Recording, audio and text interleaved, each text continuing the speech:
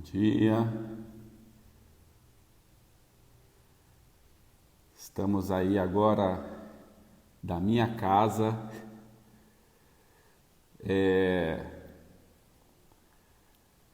Estamos retomando a nossa live, o pessoal está entrando de novo.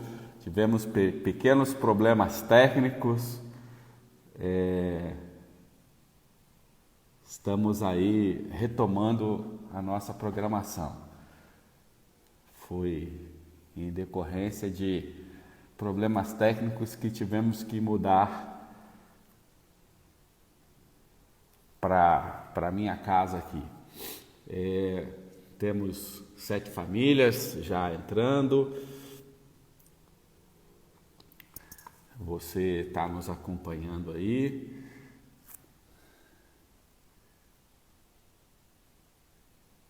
Acho que está tudo certo aí. O pessoal está conseguindo acompanhar direitinho. Já temos 12 pessoas. Acho que deu certo, né? Vocês conseguem me ouvir? Tudo certo por aí? Só dá um ok aí, dá um joinha aí que eu consigo verificar vocês aí. Se tá... tá tudo certo então. Então vamos continuar aqui. Hoje o culto teve aí algumas dificuldades técnicas, já estamos com 14 famílias novamente, 15, vai só crescendo aí a nossa live. Vou voltar um pouquinho só para você poder entender. Como eu falei, o livro de Jonas é um livro de contrastes, é um livro de contraposições. Isso é bom porque demonstra a seriedade da Bíblia, diferente de outros livros de contos, de histórias, né? Onde o herói sempre vence no final, o herói não erra.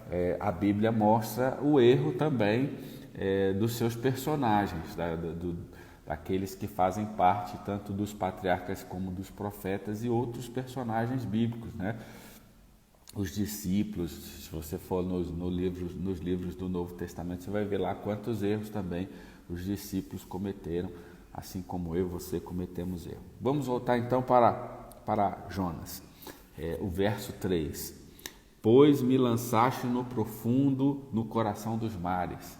Jonas, na sua oração, está dizendo aqui que Deus foi que lançou ele no profundo, no coração dos mares, quando não foi a sua negligência. Deus tinha feito um chamado para Jonas ir para Nínive e ele foi para outro lugar completamente diferente.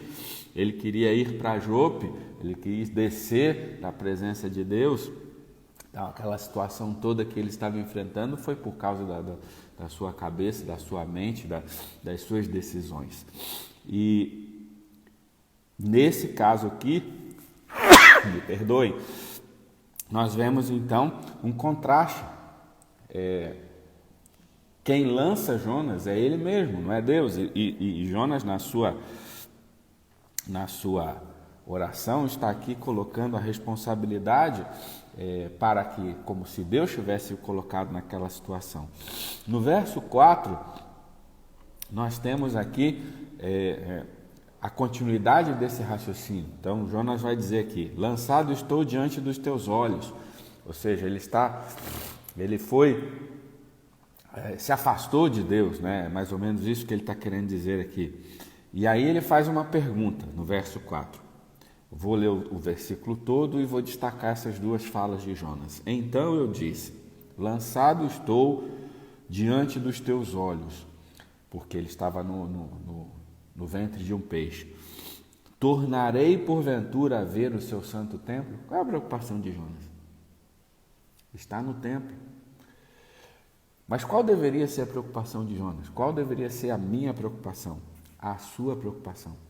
Está diante de Deus. Porque estar no templo, queridos, essa expressão, estar no templo, no Antigo Testamento, ela dá a ideia de estar na presença de Deus, de estarmos diante do altar de Deus, porque o templo representava a presença não só espiritual de Deus, a presença física de Deus. Lembrar que até o templo de Salomão havia ali a manifestação física do Shekinah, né, da presença de Deus, a fumaça que descia desde os idos de Moisés até o templo de Salomão. Havia ali o Shekinah.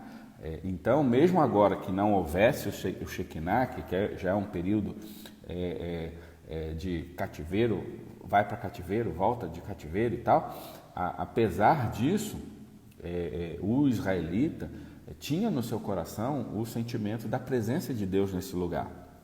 Então, quando Jonas coloca essa frase aqui, né, está lançado dos seus olhos, e ele quer voltar ao santo templo, ele quer voltar à presença de Deus.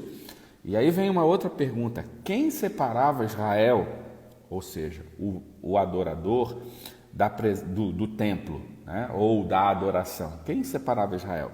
Eram os inimigos, eram as invasões, eram quando outros povos cercavam Israel e dominavam Israel, que impediam do israelita chegar até o santuário, de estar na presença de Deus. Quem colocou Jonas nessa situação? Foram os inimigos? Foi Deus? Né? Não foram nem os inimigos e nem foi Deus. Ele mesmo, pelas suas decisões, é que se colocou nessa situação em que ele está. Uma outra pergunta que me vem diante dessa colocação de Jonas, né? Quando eu vou poder estar de novo adorando a Deus? Qual é a verdadeira adoração? Se não foram os inimigos que impediram Jonas de estar na presença de Deus, de adorá-lo, qual é a verdadeira adoração? Ou, de uma pergunta secundária, né? O que impedia Jonas de fazer essa adoração? Mas para a gente poder entender o que impedia Jonas, a gente precisa entender qual é a verdadeira adoração. A verdadeira adoração não é fazer a vontade de Deus. A primeira carta de João 2, 4 e 5 nos fala sobre isso. Nos fala sobre conhecer a Deus. Eu não posso adorar quem eu não conheço. E Deus se apresenta para mim para que eu o conheça. Né? Durante toda a história da humanidade, durante toda a história da salvação, Deus sempre se apresenta, Deus sempre vem ao nosso encontro, Deus sempre vem ao meu encontro, ao teu encontro. Não importa o quão distante nós estamos hoje do templo. A pandemia hoje te afastou do templo, me afastou do templo, mas não importa. Deus tem no sábado o seu templo e ele vem todo sábado. Deus vai até a sua casa através dessa live, através do seu culto que você faz. Semana passada eu não pude participar de uma live, ou agora mesmo, né? Quantos problemas técnicos nós tivemos e correu o risco até em algum momento de não termos a live de hoje, termos que fazer uma live no próximo sábado. Mas nada disso te impede de estar na presença de Deus, meus queridos. Nada disso te impede de você estar diante do verdadeiro templo, que é conhecer a Deus e fazer a sua vontade, que é o que diz a primeira carta de João, capítulo 2, versículo 4 a 5. Jonas estava preso no seu formalismo religioso. Jonas estava preso em apenas... se eu for ao templo, eu vou estar diante da presença de Deus. E estar diante da presença de Deus é muito mais do que isso. Estar na presença de Deus, adorar a Deus em espírito e em verdade, é muito mais do que somente a rotina de ir ao templo. É fazer a vontade de Deus, que é algo muito mais amplo.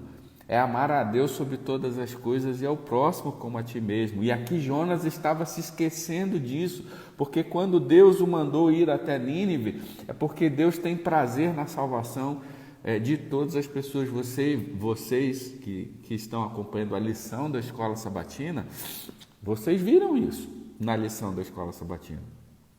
Que Deus se agrada, a felicidade de Deus é quando a mensagem chega a alguém que está perdido e essa pessoa retorna aos caminhos do Senhor.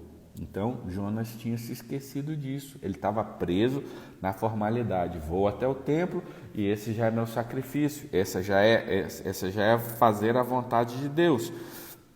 E eu quero fazer um desafio a você, a fugir da formalidade religiosa. Religião não é só falar para os outros, eu sou adventista, eu sou batista, eu sou católico. Religião não é só isso. Religião é muito mais do que isso. Religião é o seu envolvimento com Deus e o seu envolvimento com o próximo. É conhecer a Deus, saber qual é a sua vontade e praticar essa vontade aqui na terra. De que forma? Atendendo às pessoas que estão próximas de você. Deus te alcançou para que você alcançasse outras pessoas. E é isso que Jonas se esqueceu. É disso que Jonas se distanciou. Ele não se distanciou do templo, ele se distanciou da verdadeira adoração, que é fazer a vontade de Deus. O versículo 7 e 9 nos apresenta aí uma outra contraposição, uma outra diferença entre realidade e expectativa. Versos 7 e 9 diz assim: quando dentro de mim desfalecia a minha alma, e eu me lembrarei do Senhor, e subiu até a ti a minha oração no teu santo templo. Mais uma vez, Jonas faz aí a referência ao templo, né? O versículo 9 diz: mas com a voz do agradecimento eu te oferecerei sacrifício, o que votei pagarei, e ao Senhor pertence a salvação. Aqui a ideia desses dois versos é de que se Deus ouvisse a bonita, a bela oração de Jonas, né? A oração fantástica do profeta, ele o livraria dos seus problemas e ele agora poderia voltar até o templo para oferecer sacrifício. Queridos, Deus não está preocupado com o sacrifício. O contemporâneo de Oséias, semana passada, eu falei para vocês, né, que Jonas, o livro de Jonas tem mais dois profetas que são contemporâneos a ele, que são Amós e Oséias. O contemporâneo de Jonas, Oséias, nos diz, no capítulo 6 do seu livro, no verso 6, que a verdadeira adoração ou o verdadeiro sacrifício é a misericórdia e o conhecimento de Deus. Amós 6,6. Deus não quer sacrifícios, Deus não quer holocaustos, diz lá Amós 6,6. Deus quer misericórdia e Deus quer conhecimento de Deus. Conhecer a Deus é saber quem Ele é e saber qual é a sua vontade, me submeter a essa vontade. Misericórdia, porque nós precisamos da misericórdia de Deus. Nós caminhamos muitas vezes para lugares equivocados. Nós descemos, fugimos da presença de Deus, muitas vezes como Jonas. Às vezes Deus nos envia para uma coisa, para uma realidade, e nós queremos fazer outra realidade. Ah, não, Senhor, isso é muito difícil. Ah, não, Senhor, isso é muito complicado para mim. Eu não consigo fazer. Amigo, coloque-se aí na mão do Senhor. Coloque-se aí na presença de Deus, entregue seus caminhos ao Senhor, confia nele. E quando você entrega a sua vida na mão de Deus, confia verdadeiramente nele, ele vai mudar a sua vida, ele vai mudar a minha vida. E era isso que Jonas precisava descobrir ao se encontrar aqui com essa oração, né? Era isso que Jonas precisava colocar nessa oração, a verdade do que estava acontecendo, colocar o seu coração, confessar o seu pecado. Senhor, o Senhor me chamou para isso, o Senhor me chamou para Nínive, para levar salvação para Nínive, mas eu achei que Nínive era inimigo do povo de Deus, então eu não quis ir para Nínive. Coloca o seu pecado de verdade diante de Deus, peça perdão. Senhor, eu errei, agora eu estou aqui refletindo sobre as minhas decisões equivocadas. Eu errei, Senhor, o Senhor quer me levar para outro lado e eu quero fazer a sua vontade. E não é isso que Jonas está colocando aqui. Jonas está colocando aqui que se ele fosse restaurado, se ele fosse liberado dos seus problemas, ele voltaria ao templo para oferecer sacrifício. Como se nós pudéssemos comprar a Deus, né? Eu estou aqui com uma garrafa de água na minha frente, eu vou dar essa garrafa de água para Deus, que eu sou bonzinho, né? Afinal de contas, eu sou pastor, não é isso? E Deus vai me dar bênçãos, Deus vai me livrar das minhas provações, Deus vai prover para mim boas situações. Então, mas não é isso que Deus quer. Deus quer ter misericórdia, não somente de mim, mas das pessoas que me cercam. E Deus quer também, da minha pessoa, conhecimento de quem Ele é, como diz o contemporâneo de Jonas, Oséias. E no caso de Jonas, mais uma vez, como sempre acontece na história humana, Deus é quem vai ao seu encontro. Deus é que vai buscar Jonas. Da mesma maneira que Deus busca Jonas para fazer o chamado, Deus vai até o navio e aquela tempestade acontece. Deus vai até os marinheiros, toca o coração dos marinheiros e esses marinheiros se convertem à verdadeira adoração, ao verdadeiro Deus. Deus vai até Jonas naquele peixe para que ele pudesse ser liberado daquela situação. E o peixe o joga onde? Você que está acompanhando essa live aí, meu querido, o peixe o joga exatamente nas praias de Nínive, porque Deus não mudou o seu propósito. Deus não muda os seus planos. Deus não é um Deus de mudanças. O nosso Deus é um Deus eterno. Ele deu o sábado lá no Éden. O sábado eternamente é o dia de guarda. Deus deu a família lá no Éden. A família é sagrada do Éden até a restauração, meus queridos. O que Deus deu para o ser humano como sua vontade, essa vontade ela é desde o começo até a eternidade, porque não vai ter final. Esse é o nosso Deus. Deus vai ao encontro de Jonas e o devolve nas praias de Nínive, porque o propósito de Jonas era trazer graça e salvação para aquelas pessoas. Se Jonas se dispusesse a conhecer um pouquinho mais sobre quem era o seu Deus, ele não precisaria oferecer sacrifícios nem holocaustos. Deus não quer de você sacrifício nem holocausto. Deus quer o seu coração. Deus quer o meu coração. Deus quer mudar a minha vida, moldar a minha vida. Deus quer que eu seja verdadeiramente um representante do céu, não só da boca para fora, não só um cristão de fachada. Deus quer que eu seja de verdade, em espírito e em verdade. Essa é a verdadeira adoração. Essa é a verdadeira oração. E essa é a oração que Jonas deveria ter feito. Essa é a oração que eu devo fazer, que você deve fazer. Uma oração de entrega, uma oração de descobrir o propósito de Deus para mim e para a sua vida. Sabe, no começo da minha transmissão, eu disse para vocês, eu estou aí com a camisa do Caleb. E eu falei, você pode ser um Caleb, você pode não ser um Caleb, mas o Caleb, ele representa, essa camisa, ela representa um propósito, né? Um propósito de ajudar, um propósito de alcançar, um propósito de salvar. Isso é a representatividade dessa camisa, né? Esse slogan, essa ideia, esse nome, traz junto com ele um propósito. E não importa se você tem essa camisa ou se você não tem essa camisa. O que importa é se eu e você sabemos qual é o propósito de Deus para a sua vida. Se você está conectado a esse propósito.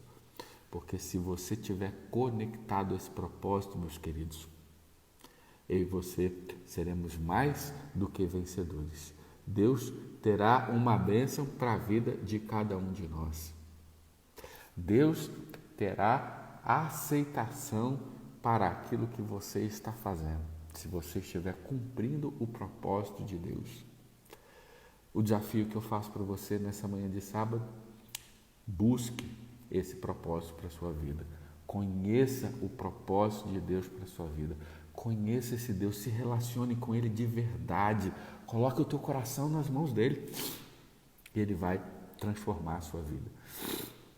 Eu tenho já que encerrar a minha transmissão e eu quero fazer uma oração com você, tá bom? Vamos curvar a nossa fronte, vamos orar.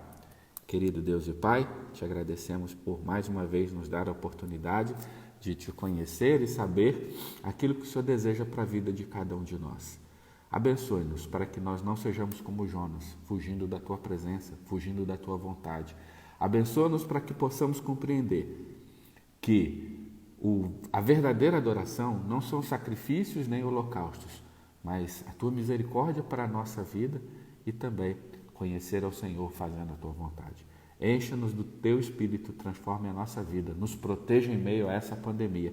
Te pedimos e agradecemos por Cristo Jesus. Amém. Deus abençoe a cada um de vocês nessa manhã de sábado, que Deus te use.